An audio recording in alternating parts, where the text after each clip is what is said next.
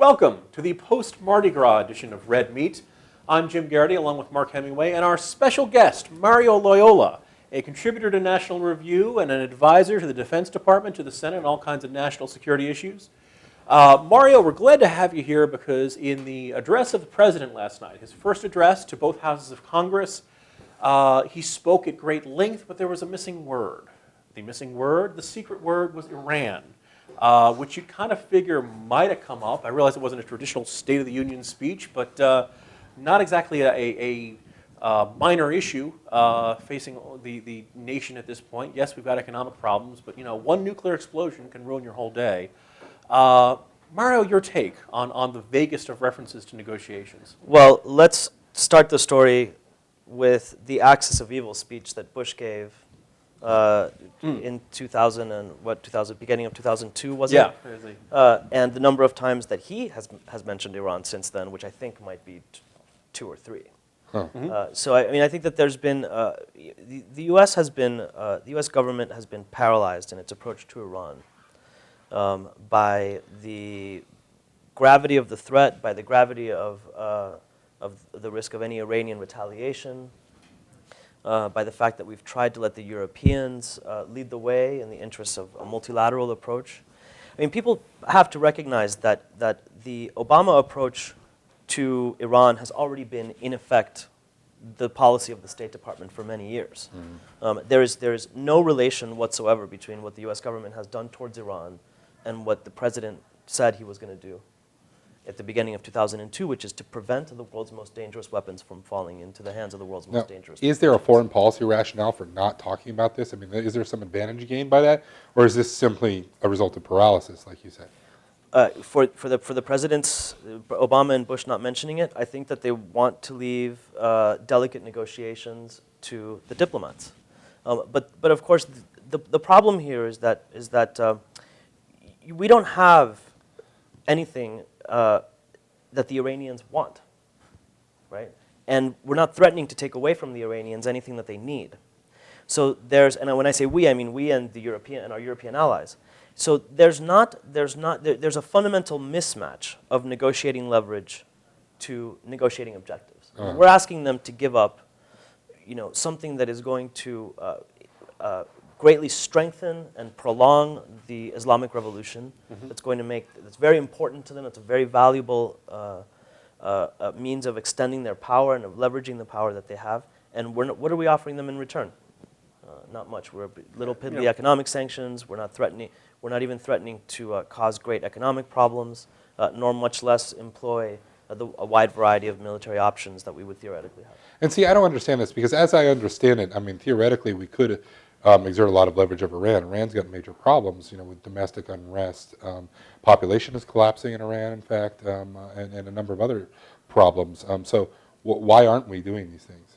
Because the objective of the State Department, since certainly in the tenure of Condoleezza Rice as Secretary of State, and we can expect this to continue under an Obama administration, has been to preserve unity among the allies. And that means that the lowest common denominator of the pressure that we're willing to exert is going to be the sum total of pressure that we're willing to exert, which means the Germans. Mm-hmm. In the Security Council, by force, it means the Chinese and the Russians. And so in the interest of preserving that unity, which is a very important aspect of our foreign policy, I mean, our foreign policy is certainly least effective when it's unilateral, mm-hmm. as the case of Cuba shows. But at the same time, we are not going to get what we want in Iran unless we dramatically increase the inducements to Iran mm-hmm. in the negotiations. Has anyone put a lot of thought into what happens when, someday President Obama visits Tehran, they have the big summit, we make this formal offer of, we'll take away trade sanctions, but you got to give up the nuclear program, and the answer is no.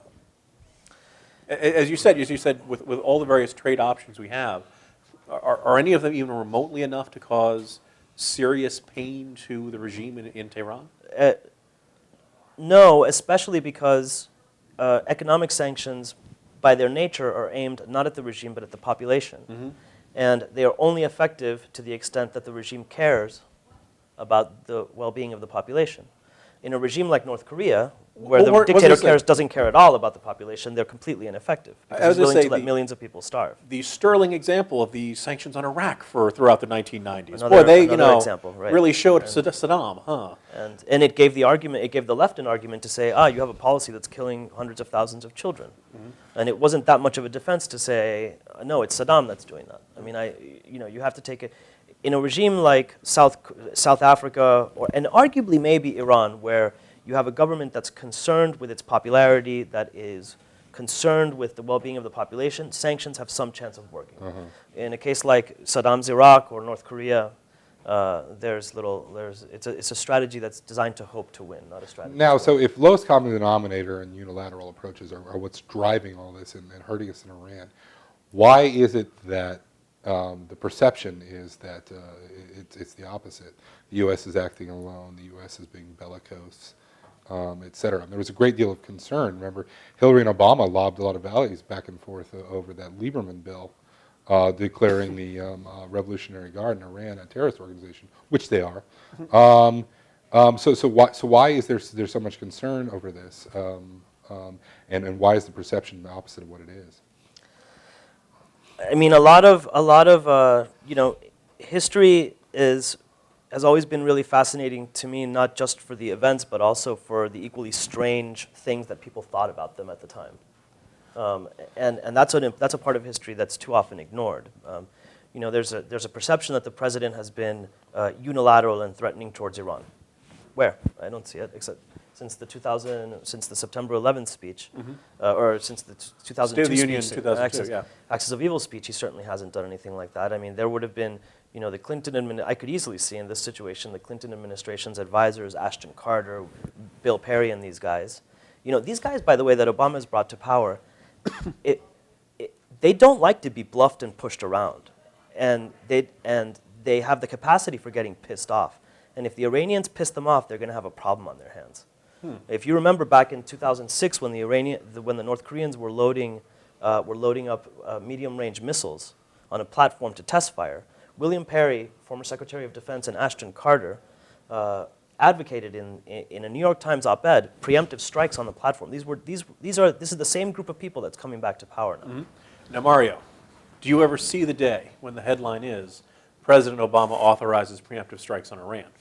Well, I think that no, and it's an important, but it could happen.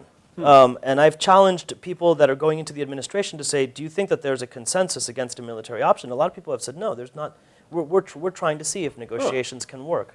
And if they don't work, then we're going to really have to seriously consider it. But there's a very important point to make here, I think, which is that the way even very experienced national security advisors going into the administration, the way that people tend to ask the question about the military option is very artificial.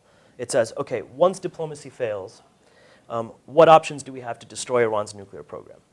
But the first purpose of military options is to ensure that diplomacy succeeds. Yeah. I mean, military option is one of the elements of national power that go into your negotiating leverage. And so the right first question to ask about military options is, what military options do we have to increase pressure on the Iranians to convince them to abandon their program? And when you ask the question that way, suddenly you're not looking at massive preemptive strikes against the Natanz facility.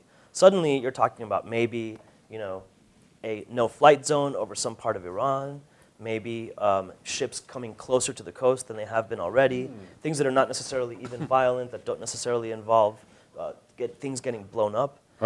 And that's something that I hope the Obama administration starts to focus on. One example of a military option that's nonviolent, but which would constitute a threat or use of force under the UN Charter, is to blockade Iran's gasoline imports. And Iran gets 40% of its gasoline from abroad, particularly a tragicomical fact, because their justification for the nuclear program is energy independence. Yeah. But instead of investing in their own refineries, which would really make them energy independent, so they're forced to import a lot of their gasoline from across the Persian Gulf and the United Arab Emirates. It would be a very easy matter to blockade. I have a suspicion that oil policy is not the only thing about an Ahmadinejad that is unrefined. We are running up on our 10-minute limit on YouTube here, but I am Jim Geraghty along with Mark Hemingway and Mario Loyola joining us for a special edition of Red Meat. Thanks very much for watching.